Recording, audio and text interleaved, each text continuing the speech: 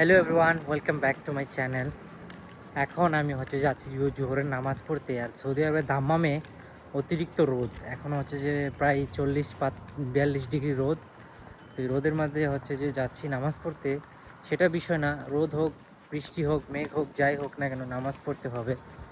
তো এখন আমি যেখানে আসি, আজকে 10 দিন বসে আছি, ডিউটি নাই। কারণ আমাদের তাসরিয়া হয় নাই, কোম্পানির কাজের জন্য একটা কার্ড বানানো লাগে, সেটা বানানো হলে তারপর ডিউটিতে যাব। এবং আমাদের যে ডিউটিতে যাব, যেই বাস আসে নাই, এগুলো দিয়ে যে কারণে বসে আছি 10 দিন ধরে।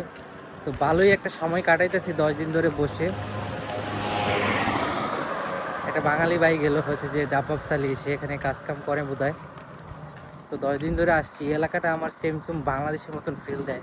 কারণ আপনি দেখতে পারেন যে এই যে বাংলাদেশের মতো রাস্তায় তার ঝুলানো, এবং যে এলাকাটাও নিরিবিলি, আমার থেকে খুব ভালো লাগতেছে। কারণ এরকম জায়গাটা আসলে অনেক ভালো লাগে।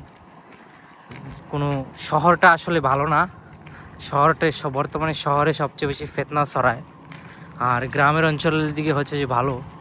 তো আমি জায়গাটাতে আসে আমার কাছে খুবই ভালো লাগতেছে। এই জন্য যে একটা ভিডিও ভাবলাম আপনাদের কাছে শেয়ার করি। ভালো থাকবেন, দেখা হবে পরের ভিডিওতে।